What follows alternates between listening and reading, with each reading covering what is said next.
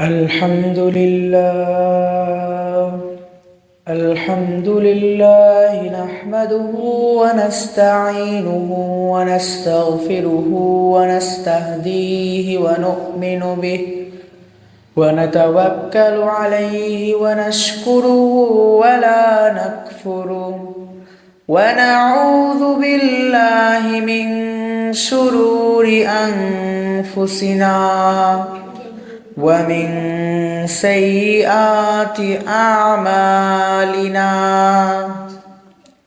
من يهده الله فلا مضل له ومن يضلله فلا هادي له ونشهد أن لا إله إلا الله وحده لا شريك له ونشهد أن سيدنا ومولانا محمدا عبده ورسوله أرسله بالحق بشيرا ونذيرا وداعيا إلى الله بإذنه وسراجا وقمرا منيرا أما بعد فقد قال الله تعالى في كلامه المجيد والفرقانه الحميد أعوذ بالله من الشيطان الرجيم بسم الله الرحمن الرحيم إن الله وملائكته يصلون على النبي يا أيها الذين آمنوا صلوا عليه وسلموا تسليما اللهم صل على سيدنا مولانا وعلى آل سيدنا حبيبنا محمد اللهم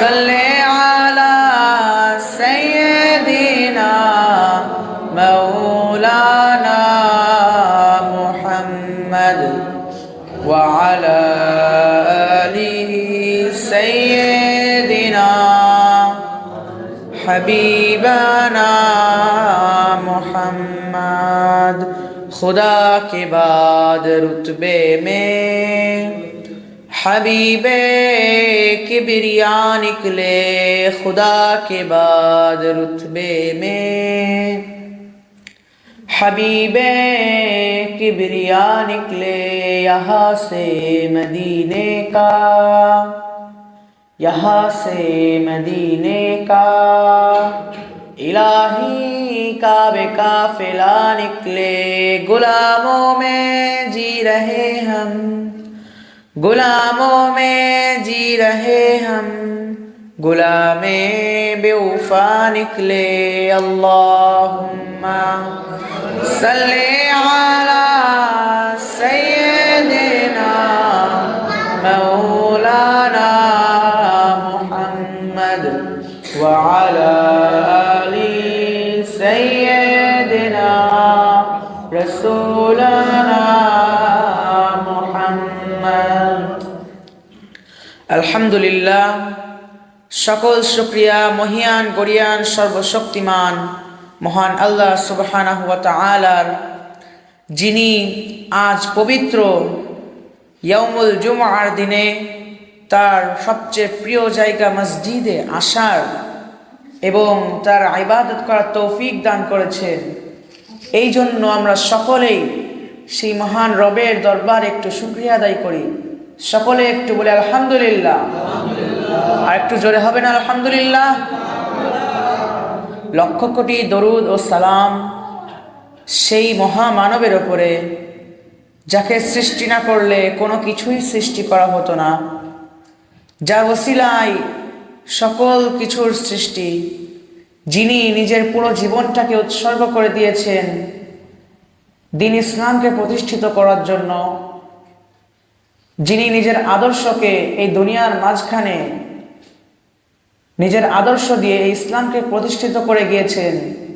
সকলেই সেই মহান নেতা, সেই মহান লিডার, সেই মহান কমান্ডারের উপরে একটু দরুদ পাঠ করি। সকলে বলি সাল্লাল্লাহু আলাইহি ওয়াসাল্লাম। আল্লাহ সুবহানাহু ওয়া তাআলা এই পৃথিবীতে আমাদের মানুষদের কাছে লক্ষাধিক নবী রাসূলকে প্রেরণ করেছেন।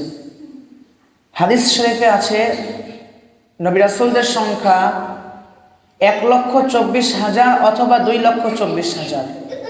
তো এত সংখ্যার এত অধিক পরিমাণ নবী রাসূলদেরকে আল্লাহ রাব্বুল আলামিন এই দুনিয়াতে প্রেরণ করেছিলেন। তো তাদেরকে আল্লাহ রাব্বুল আলামিন এক ধরনের স্পেশাল পাওয়ার দিয়েছিলেন, যাকে মুআজিজা বলে, বাংলায় মুআজিজা বলে। যেটা হলো আমাদের যেই লক্ষাধিক নবী রাসূলগণ এসেছেন দুনিয়ায়, তাদের নবুয়তের প্রমাণ স্বরূপ, তাদের নবুয়তের প্রুফ স্বরূপ আল্লাহ সুবহানাহু ওয়া তাআলা তাদেরকে মুআজিজা দিয়েছিলেন, যেইগুলো তারা মানুষদের সামনে প্রকাশ করে আল্লাহ সুবহানাহু ওয়া তাআলার মহত্বকে প্রকাশ করত। তারা সেই আল্লাহ রাব্বুল আলামিনের কুদরতগুলোকে মানুষদের সামনে দেখিয়ে তাদের নবুয়তের সত্যতা প্রমাণ করত। এর মধ্যে উল্লেখযোগ্য কিছু মুআজিজা ছিল হযরতে মূসা আলাইহিস সালাতু ওয়াস সালাম। তার মুআজিজা ছিল অনেক। তার ভিতরে প্রধান যে মুআজিজা, প্রধান যে মুআজিজা, সেইগুলো হলো তিনি আল্লাহ সুবহানাহু ওয়া তাআলার সাথে সরাসরি ডাইরেক্ট কথা বলতে পারতেন। একটু জোরে বলবেন না সুবহানাল্লাহ। হযরতে মূসা কালিমুল্লাহ, হুজুর আল্লাহ রাব্বুল আলামিনের সাথে ডাইরেক্ট কথা বলতেন। অন্যান্য নবী রাসূলগণের ভিতরে যত নবী রাসূল এসেছেন তাদের ভিতরে খুব কম সংখ্যক এমন নবী রাসূল, এমন পয়গম্বর এসেছে যারা ডাইরেক্ট আল্লাহ সুবহানাহু ওয়া তাআলার সাথে কথা বলেছে। এই জন্যই মূসা আলাইহিস সালাতু ওয়াস সালামের উপাধি হলো কালিমুল্লাহ। তো মূসা আলাইহিস সালামের আরও মুআজিজা আছে, যেমন তিনি তার জামার ভিতরে হাত দিলে, জামার ভিতরে হাত দিয়ে যখন তিনি হাতটা আবার বের করতেন, তখন তার হাত উজ্জ্বল বর্ণ হয়ে যেত, তার হাতে আলো জ্বলতো, লাল রঙের একটা আলো জ্বলতো। তো আল্লাহ রাব্বুল আলামিন সকল নবীদেরকেই মুআজিজা দিয়েছেন এবং তাদেরকে সেই নবী রাসূলগণ যেই যুগে এসেছে সেই যুগে যেটা প্রচলিত বেশি, সেই জিনিসের উপরে সবচেয়ে বেশি কর্তৃত্ব দান করেছেন। যেমন মূসা আলাইহিস সালাতু ওয়াস সালামের যুগে ম্যাজিক প্রচলিত ছিল বেশি, জাদু প্রচলিত ছিল বেশি। এই জন্য আল্লাহ সুবহানাহু ওয়া তাআলা মূসা আলাইহিস সালাতু ওয়াস সালামকে সবচেয়ে বড় টাইপের ম্যাজিক, সবচেয়ে ভয়ঙ্কর টাইপের ম্যাজিক দিয়েছিলেন, আল্লাহ রাব্বুল আলামিনের কুদরত দিয়েছিলেন। যেটা হলো একবার ফেরাউন তার সবচেয়ে বড় রাজ্যের সবচেয়ে বড় যারা ম্যাজিশিয়ান, সবচেয়ে বড় যারা জাদুকর, তাদেরকে ডেকে আনে। কিসের জন্য? মূসা আলাইহিস সালাতু ওয়াস সালামকে হারানোর জন্য, মূসা আলাইহিস সালাতু ওয়াস সালামকে জব্দ করার জন্য। তো যখন ফেরাউন মূসা আলাইহিস সালাতু ওয়াস সালামকে জব্দ করার জন্য, তাকে হারানোর জন্য তার রাজ্যের সর্বশ্রেষ্ঠ যারা জাদুকর, সর্বশ্রেষ্ঠ যেসব ম্যাজিশিয়ানস আছে, তাদের সকলকে যখন ডেকে আনলো, তখন সেই সকল জাদুকররা তাদের জাদুর লাঠি যেটা ছিল সেই লাঠিটা মাটিতে ছুঁড়ে দিল। মাটিতে ছুঁড়ে দেওয়ার সাথে সাথে সেই লাঠিগুলো সাপ হয়ে গেল, এক একটা লাঠি এক একটা সাপ হয়ে গেল। হযরত মূসা আলাইহিস সালাতু ওয়াস সালাম সেই সব জাদুকরদের লাঠির যে সাপ হয়ে গেল, সেই সাপ দেখে তিনি ভয় পাননি। তিনি আল্লাহ রাব্বুল আলামিনের আদেশে তার কাছে একটা বড় লাঠি ছিল, সেই লাঠির উপরে তিনি ভর দিয়ে দিয়ে হাঁটতেন। তো সেই লাঠিটা মূসা আলাইহিস সালাম মাটিতে ফেলে দিলেন। যখনই তিনি মাটিতে ফেললেন, সেই লাঠিটা বড় একটা সাপ হয়ে গেল, বিরাট একটা সাপ হয়ে গেল। তখন মূসা আলাইহিস সালামের যে সাপ, সেই সাপ ওই সকল জাদুকরদের সাপগুলোকে খেয়ে ফেললো। খেয়ে ফেলার পরে তখন সেই সাপটা আবার লাঠি হয়ে গেল। তখন মূসা আলাইহিস সালাম সেই লাঠিটাকে আবার হাতে নিলেন। এই ঘটনাটা দেখে যেই সকল জাদুকরদের ফেরাউন নিয়ে এসেছিল মূসা আলাইহিস সালামকে হারানোর জন্য, সেই সকল জাদুকররা বলল, হে ফেরাউন, তুমি কার সাথে মোকাবিলা করার জন্য আমাদেরকে নিয়ে এসেছো? আমরা সারা জীবন অনেক ম্যাজিক শিখেছি, সারা জীবন অনেক জাদুর প্র্যাকটিস করেছি, অনেক জাদু শিখেছি, কিন্তু জীবনেও এমন জাদু দেখি নাই, আমাদের সারা জীবনে এমন কোনো জাদু দেখি নাই আমরা। তখন সেই সকল জাদুকররা মূসা আলাইহিস সালামের হাতে মুসলমান হয়ে গিয়েছেন। একটু বলবেন না সুবহানাল্লাহ? তো এমনই এরপরে হযরত ঈসা আলাইহিস সালাম, আল্লাহর পয়গম্বর ঈসা রূহুল্লাহ, তিনি যখন এসেছিলেন এই দুনিয়ায়, তখন এই পৃথিবীতে সবচেয়ে বেশি প্রচলিত ছিল চিকিৎসা বিজ্ঞান, মেডিকেল সায়েন্স। তো সেই সময় আল্লাহ সুবহানাহু ওয়া তাআলা ঈসা আলাইহিস সালামকে এমন একটা মুআজিজা দিয়েছিলেন, এমন একটা চিকিৎসা বিজ্ঞানের মুআজিজা দিয়েছিলেন, যে মুআজিজাটা পুরো পৃথিবীর ইতিহাসের এবং কিয়ামত পর্যন্ত যত চিকিৎসা আসবে, সকল চিকিৎসার ঊর্ধ্বে, সকল চিকিৎসার উপরে সেই মুজিজাটা ছিল মৃত মানুষকে জীবিত করার মুজিজা। একটু বলবেন না সুবহানাল্লাহ? হযরত ঈসা রূহুল্লাহ আলাইহিস সালাম, তিনি কোনো মৃত মানুষকে জীবিত করার ইচ্ছা হলে তিনি সেই মৃত লাশটাকে বলতেন, আল্লাহর হুকুমে তুমি জীবিত হও। এই কথা বলার সঙ্গে সঙ্গে সেই মৃত লাশটা জীবিত হয়ে পড়তো। একটু জোরে বললাম সুবহানাল্লাহ? তো এমনই আল্লাহ সুবহানাহু ওয়া তাআলা হযরত ঈসা আলাইহিস সালামকে তার যুগের সবচেয়ে বেশি প্রচলিত জিনিস চিকিৎসা বিজ্ঞান, সেই চিকিৎসার ভিতরে সবচেয়ে বড় যে চিকিৎসা, মৃত মানুষকে জীবিত করা, যেটা কোনো মানুষের পক্ষে পসিবল না, সেই জিনিসটা আল্লাহ রাব্বুল আলামিন তাকে দান করেছিলেন। কি জন্য? তার নবুয়তকে প্রমাণ করার জন্য, তার নবুয়তের প্রুফ হিসাবে, এভিডেন্স হিসাবে। তো এরপরে আমার রাসূলুল্লাহ সাল্লাল্লাহু আলাইহি ওয়াসাল্লাম, তার যুগে তিনি যখন এই পৃথিবীতে এসেছিলেন, আজ থেকে 1400 বছর আগে, সেই সময় এই পৃথিবীতে সবচেয়ে বেশি প্রচলিত ছিল সাহিত্য, ভাষা সাহিত্য, কবিতা, আবৃত্তি, এই সকল কিছু সেই সময়কার পৃথিবীতে সবচেয়ে বেশি প্রচলিত ছিল। আর সাহিত্যের ভিতরে সবচেয়ে বেশি পারদর্শী ছিল, পুরো পৃথিবীর সবচেয়ে বেশি পারদর্শী ছিল আরবরা, অ্যারাবিয়ান যারা, সৌদি আরবের যারা অধিবাসী, সেই সকল মানুষরা ছিল সবচেয়ে বেশি পারদর্শী ছিল সাহিত্যের ভিতরে। তো সেই সময় আল্লাহ সুবহানাহু ওয়া তাআলা আমার রাসূলুল্লাহকে এমন একটা মুআজিজা দিলেন, যে মুআজিজাটা সকল সাহিত্যের উপরে, যে মুআজিজাটা সকল কবি, সকল সাহিত্যিকদের জ্ঞানের ঊর্ধ্বে, এমন একটা মুআজিজা যার ভিতরে সর্বশ্রেষ্ঠ সাহিত্য, যে মুআজিজাটা হলো আমাদের আল কোরআন। কোরআনুল কারীম এত সুন্দরভাবে রচনা করা হয়েছে, যেটা পৃথিবীর সবচেয়ে বড় বড় যারা সাহিত্যিকগণ, তারা সকলেই এটা স্বীকার করেছে, অকপটে স্বীকার করেছে যে হ্যাঁ, কোরআনুল কারীম যেমন সুন্দর, এত সুন্দর করে, এত সুন্দর ছন্দগুণে, এত সুন্দর টোনে, এত সুন্দর সুরে, এত সুন্দর লয়ে, কোনো কবি, কোনো সাহিত্যিক, কোনো রচনাকারীরই ক্ষমতা নেই, কোনো মানুষের পক্ষে এটা সম্ভব নয় যে প্রথমবারেই এত সুন্দর করে রচনা করা। এটা পুরো পৃথিবীর ইতিহাসে এমন কেউ করতে পারেনি। যতই কবি আছে, যতই সাহিত্যিক আছে, তারা একটা কবিতা লিখে সেই কবিতাকে বারবার পরিমার্জন করে সুন্দর করে তোলে, কিন্তু কোরআনুল কারীম হলো এমন একটা সাহিত্য যেটা প্রথম একবারই নাজিল হয়েছে, কোনো পরিবর্তন হয় নাই।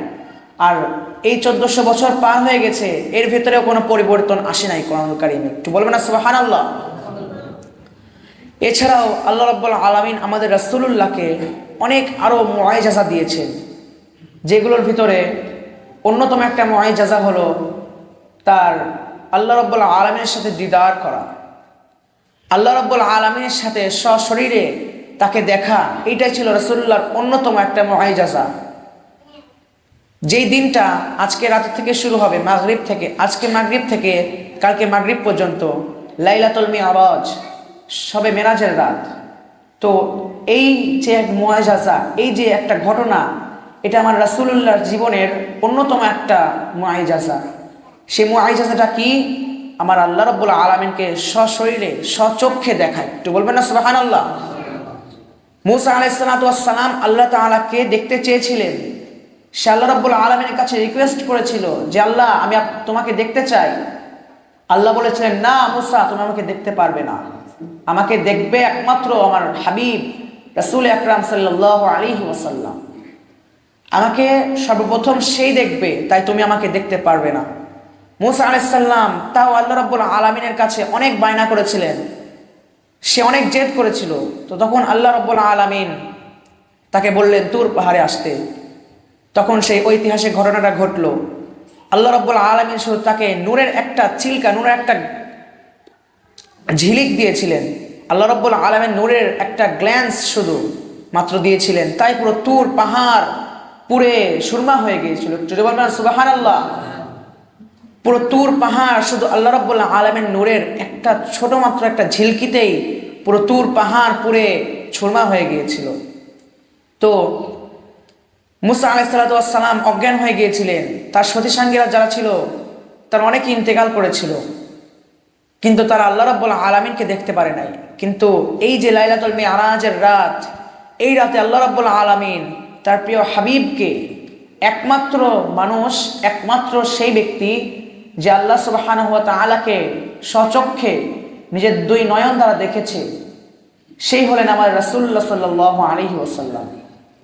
তো এই মিরাজ শুরু হয়েছিল এমন এক সময় যখন রাসূলুল্লাহ সাল্লাল্লাহু আলাইহি ওয়াসাল্লাম এই যে রাতে তিনি বিছানায় ঘুমিয়েছিলেন।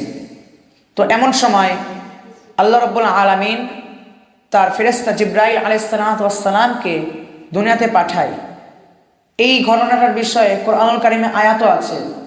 আল্লাহ রাব্বুল আলামিন কোরআনুল কারীমের চ্যাপ্টার নাম্বার 15 সূরা বনী ইসরাঈল ভার্স নাম্বার 1 প্রথম আয়াতে আল্লাহ রাব্বুল আলামিন বললেন, সুবহানাল্লাযী আসরা বিআবদিহি লাইলাম মিনাল মাসজিদিল হারামি ইলাল মাসজিদিল আকসা الذي باركنا حوله لنريه من آياتنا। এই আয়াতে আল্লাহ রাব্বুল আলামিন তার হাবিবের মিরাজের সত্যতা ঘোষণা করলেন। আল্লাহ রাব্বুল আলামিন বললেন, আমি আমার হাবিবকে মসজিদে হারাম থেকে মসজিদে আকসা পর্যন্ত নিয়ে গিয়েছি। এরপরে আল্লাহ রাব্বুল আলামিন যতদূর ইচ্ছা ততদূর পর্যন্ত তিনি নিয়ে গিয়েছিলেন। তো আল্লাহ রাসূল তার ঘরের ভিতরে শুয়েছিলেন। এমন সময় আল্লাহ রাব্বুল আলামিন তার ফেরেশতা জিবরাইল আমিন আলাইহিস সালাতু ওয়াস সালামকে তিনি রাসূলুল্লাহর কাছে পাঠালেন, রাসূলুল্লাহকে মিরাজ শরীফে নিয়ে যাওয়ার জন্য, আল্লাহ রাব্বুল আলামিনের দিদারে নিয়ে যাওয়ার জন্য। তো জিবরাইল আলাইহিস সালাতু ওয়াস সালাম যখন রাসূলুল্লাহর দরবারে আসলেন, রাসূলুল্লাহর কাছে এসে দেখলেন যে রাসূলুল্লাহ ঘুমিয়ে রয়েছে। তো এমন সময় জিবরাইল আলাইহিস সালাতু ওয়াস সালাম বুঝে উঠতে পারলেন না যে তিনি কি করবেন। তো তখন জিবরাইল আলাইহিস সালাতু ওয়াস সালাম আল্লাহ রাব্বুল আলামিনের কাছে ফরিয়াদ করলেন, হে আল্লাহ, তোমার হাবিব তো ঘুমিয়ে রয়েছে, আমার তো সাহস নেই যে আমি তোমার হাবিবকে ডাক দেব। আল্লাহ, আমি এখন কি করব, তুমি আমাকে বলো।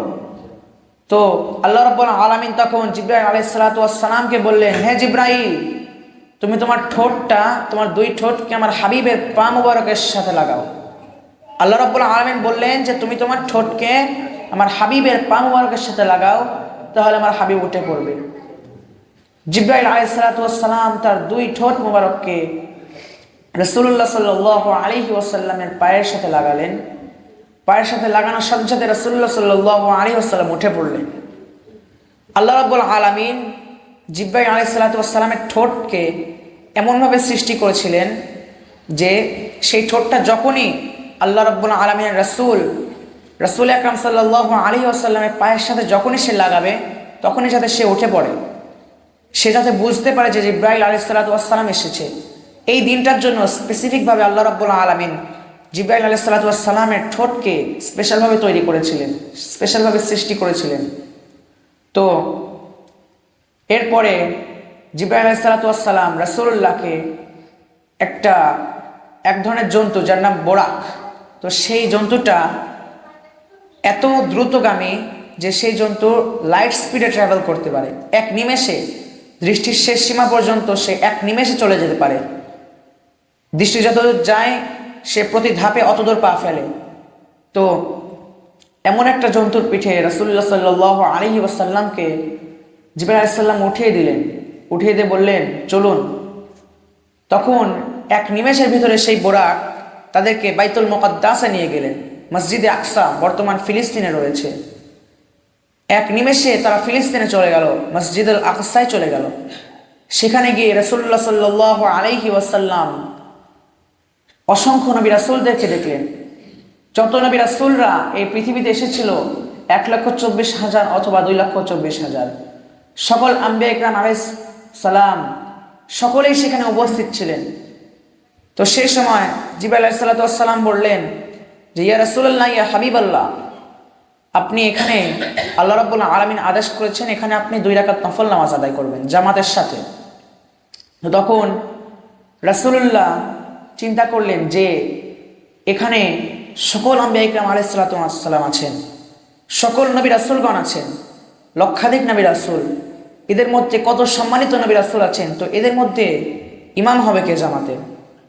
রাসূলুল্লাহ সাল্লাল্লাহু আলাইহি ওয়াসাল্লাম হযরতে আদম আলাইহিস সালাতু ওয়াস সালামের কাছে গিয়ে বললেন, হে বাবা আদম, আপনি তো আমাদের সকলের আদি পিতা, আপনি তো সর্বপ্রথম মানুষ, আপনি সর্বপ্রথম নবী, আপনি আমাদের জামাতের ইমামতি করুন।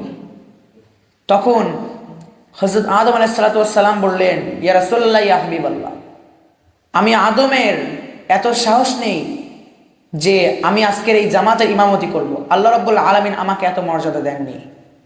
তখন রাসূল করিম সাল্লাল্লাহু আলাইহি ওয়াসাল্লাম হযরতে নূহ আলাইহিস সালাতু ওয়াস সালামের কাছে চলে গেলেন। তিনি বললেন, আপনি তো আল্লাহ রাব্বুল আলামিনের একজন সম্মানিত নবী, আপনি আজকে জামাতের ইমামতি করুন। নূহ আলাইহিস সালাতু ওয়াস সালাম বললেন, ইয়া রাসূলুল্লাহ, হাবিবাল্লাহ, আমি এই জামাতের ইমামতি করতে পারবো না, এটা আমার সাধ্যের বাইরে, এটা আমার ক্ষমতার বাইরে। তো তখন রাসূলুল্লাহ সাল্লাল্লাহু আলাইহি ওয়াসাল্লাম হযরতে ঈসা আলাইহিস সালাতু ওয়াস সালামের কাছে চলে গেলেন। ঈসা আলাইহিস সালাতু ওয়াস সালামের কাছে যখন তিনি জামাতের ইমামতি করতে বললেন, তখন ঈসা আলাইহিস সালাতু ওয়াস সালাম বললেন, ইয়া রাসূলুল্লাহ, ইয়া হাবিবাল্লাহ, আমি আল্লাহ রাব্বুল আলামিনের কাছে সম্মানিত নবী হলেও, সম্মানিত রাসূল হলেও আজকে জামাতের ইমামতি করার মতো এত মর্যাদা আমার নেই। তখন রাসূল করিম সাল্লাল্লাহু আলাইহি ওয়াসাল্লাম মূসা আলাইহিস সালাতু ওয়াস সালামের কাছে চলে গেলেন। মূসা আলাইহিস সালামকে গিয়ে বললেন যে হে মূসা কালিমুল্লাহ, আপনি তো আল্লাহর অনেক কাছের নবী, আপনি তো আল্লাহর অনেক কাছের রাসূল, আপনি আল্লাহর সাথে কথা বলেছেন, আল্লাহর সাথে সবসময় কথা বলতেন। তো হে নবী, আপনি নামাজ পড়ান, আজকে নামাজের ইমামতি আপনি করেন। তখন মূসা আলাইহিস সালাতু ওয়াস সালাম বললেন যে ইয়া রাসূলুল্লাহ, ইয়া হাবিবাল্লাহ, আমার পক্ষে সম্ভব নয়, আজকে জামাতের ইমামতি করার মতো এত মর্যাদা, এত যোগ্যতা আমার নেই। তখন রাসূল করিম সাল্লাল্লাহু আলাইহি ওয়াসাল্লাম সর্বশেষে হযরত ইব্রাহিম আলাইহিস সালাতু ওয়াস সালামের কাছে গেলেন।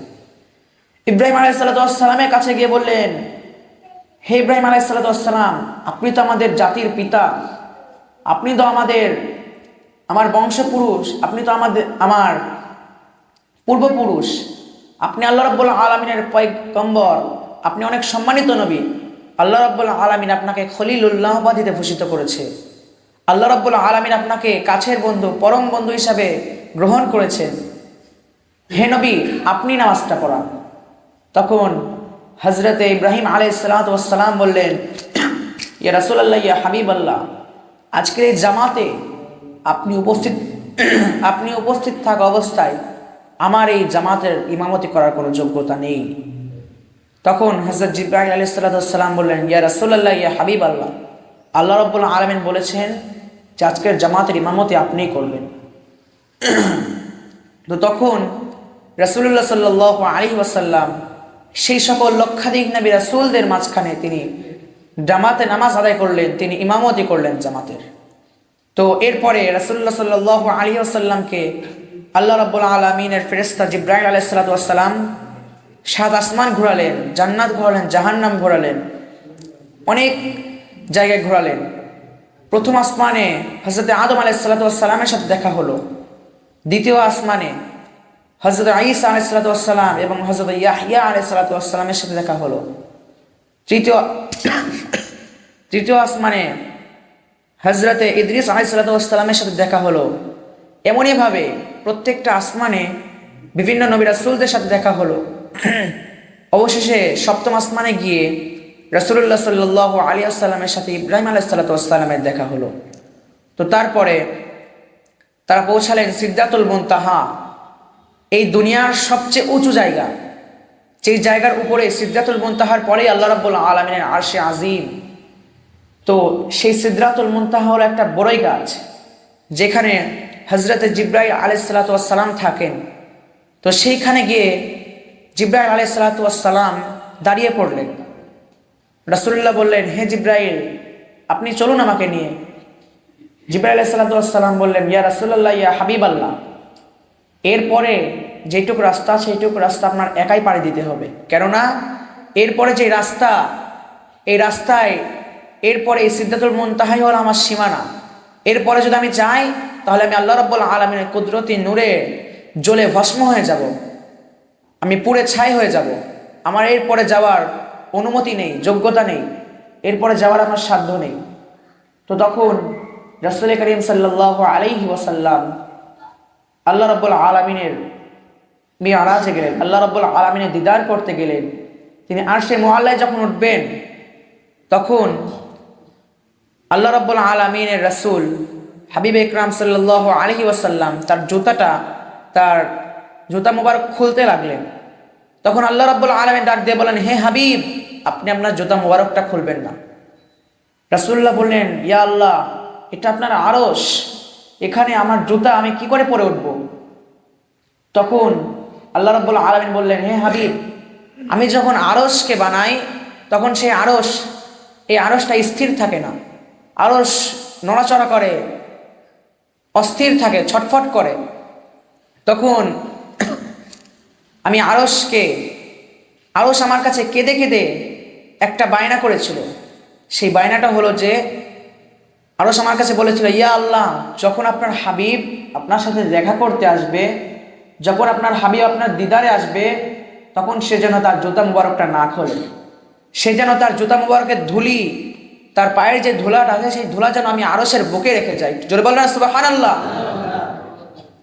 তো তখন রাসূল করিম সাল্লাল্লাহু আলাইহি ওয়াসাল্লাম তার জুতা মুবারকটা পরেই আরশে আজিমে গেলেন। আল্লাহ রাব্বুল আলামিনের সাথে সামনাসামনি কথা বললেন, দেখা করলেন, এবং সেখান থেকে তিনি নামাজ নিয়ে আসলেন। সেই নামাজটা ছিল, প্রথমে আল্লাহ রাব্বুল আলামিন 50 ওয়াক্ত নামাজ দিয়েছিল। তো রাসূলুল্লাহ সাল্লাল্লাহু আলাইহি ওয়াসাল্লাম 50 ওয়াক্ত নামাজ নিয়ে তিনি যখন ফিরে আসছিলেন, তখন মূসা আলাইহিস সালাম তাকে দাঁড় করিয়ে সে বলল যে, হে রাসূল, আল্লাহ রাব্বুল আলামিন কি আপনাকে কিছু দিয়েছে, কোনো অর্ডার, কোনো বিধান? তখন রাসূলুল্লাহ সাল্লাল্লাহু আলাইহি ওয়াসাল্লাম বললেন, হ্যাঁ, আমাকে 50 ওয়াক্ত নামাজ দিয়েছে।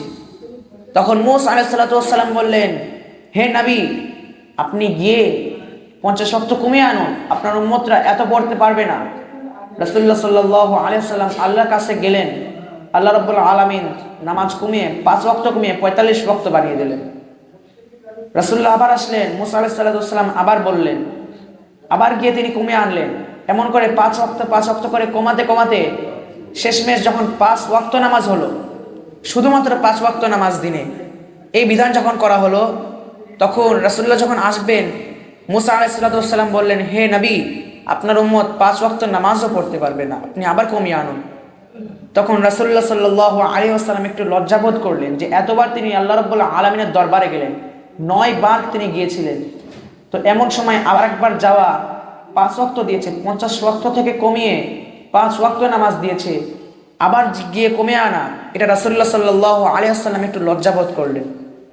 তখন আল্লাহ রাব্বুল আলামিন রাসূল করিম সাল্লাল্লাহু আলাইহি ওয়াসাল্লামকে বলেন, হে হাবিব, আপনি শুনে রাখুন যে আপনার উম্মতের ভিতরে যদি কেউ এই 5 ওয়াক্ত নামাজি ভক্তি সহকারে, আল্লাহ রাব্বুল আলামিনের ভয় সহকারে ভক্তির সাথে যদি কেউ আদায় করে, তাহলে আল্লাহ রাব্বুল আলামিন তার এই 5 ওয়াক্ত নামাজকে 50 ওয়াক্ত নামাজের সওয়াব লিখে দিবেন। জয় বলুন সুবহানাল্লাহ।